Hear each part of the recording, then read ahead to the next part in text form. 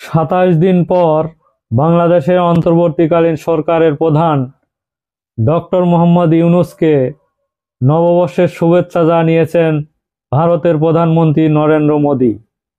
সবচেয়ে নিকট প্রতিবেশী বাংলাদেশের শুভেচ্ছা জানাতে এত সময় লাগার পেছনে কারণ কি? পলাতক শেখ হাসিনা নাকি ডোনাল্ড ট্রাম্পের ফোনালাপের পর হুঁশ ফিরে পেল নরেন্দ্র মোদী? তড়িঘড়ি করে পাঠিয়ে দিলেন শুভেচ্ছা বার্তা। আসলে ডক্টর মোহাম্মদ ইউনূস স্যার তো একজন ইন্টারন্যাশনাল খেলাড়ি।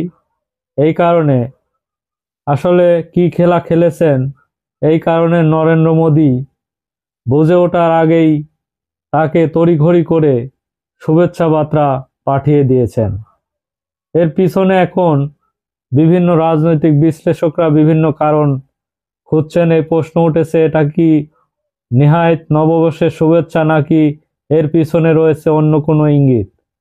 ভারতীয় গণমাধ্যম জানিয়েছে, প্রেসিডেন্ট ডোনাল্ড ট্রাম্প দ্বিতীয় মেয়াদে হোয়াইট হাউসে যাওয়ার পর 7 জানুয়ারি ভারতীয় প্রধানমন্ত্রীর সাথে ফোনালাপ হয়।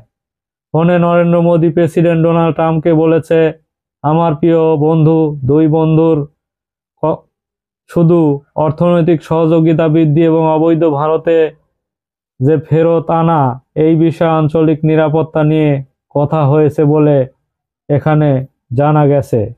এই অঞ্চলের অবাধভাবে বাংলাদেশের প্রসঙ্গ। এদিকে 23 জানুয়ারি রয়টার্সের সাথে সাক্ষাতে প্রধান উপদেষ্টা ডক্টর মোহাম্মদ ইউনূস বলেছে, নয়াদিল্লির সাথে টানাপোড়েনের যে সম্পর্ক ব্যক্তিগতভাবে অনেক কষ্ট দেয়। বাংলাদেশে ভারত সম্পর্কে সবচেয়ে শক্তিশালী হওয়া উচিত। এদিকে ডোনাল্ড ট্রাম্পের ফোন, আরেকদিকে ডক্টর মোহাম্মদ ইউনূসের আহ্বান। এরপর পরেই মোদির শুভেচ্ছা। আর তাই প্রশ্ন উঠেছে, এটা কি শুধুই কাকতালীয় নাকি সাধারণ শুভেচ্ছা বার্তার পেছনে রয়েছে বিশেষ কোনো ইঙ্গিত? এটি নিয়েও বিভিন্ন নেটিজেনরা বিভিন্ন তথ্য খুঁজে বেড়াচ্ছে।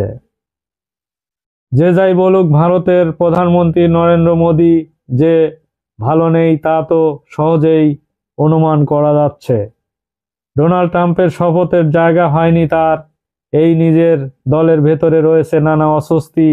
তারপর ছাত্র আন্দোলনের ক্ষমতাচ্যুত শেখ হাসিনাকে আশ্রয় দিয়ে বাংলাদেশের সাথে সম্পর্ক তোলানিতে সোনার ডিম পাড়া হাঁস বাংলাদেশের সাথে সম্পর্ক খারাপ করে ভারতের অর্থনৈতিক এখন তোলানিতে পড়েছে বলে জানা গেছে।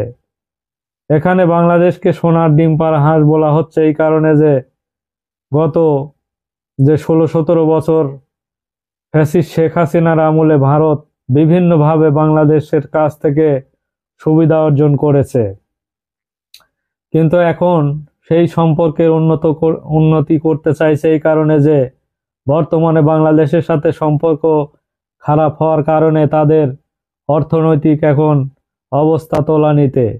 এদিকে বন্ধু ডোনাল্ড ট্রাম্প বলেছে, ভারতের পণ্যের উপর 100% শুল্ক আরোপ করা হবে এবং কয়েক লক্ষ ভারতীয়কে আমেরিকা থেকে ভারতে পাঠানো হবে। এর চাপ ভারত কিভাবে মোকাবেলা করবে এই নিয়ে বিভিন্ন সমালোচনা হচ্ছে।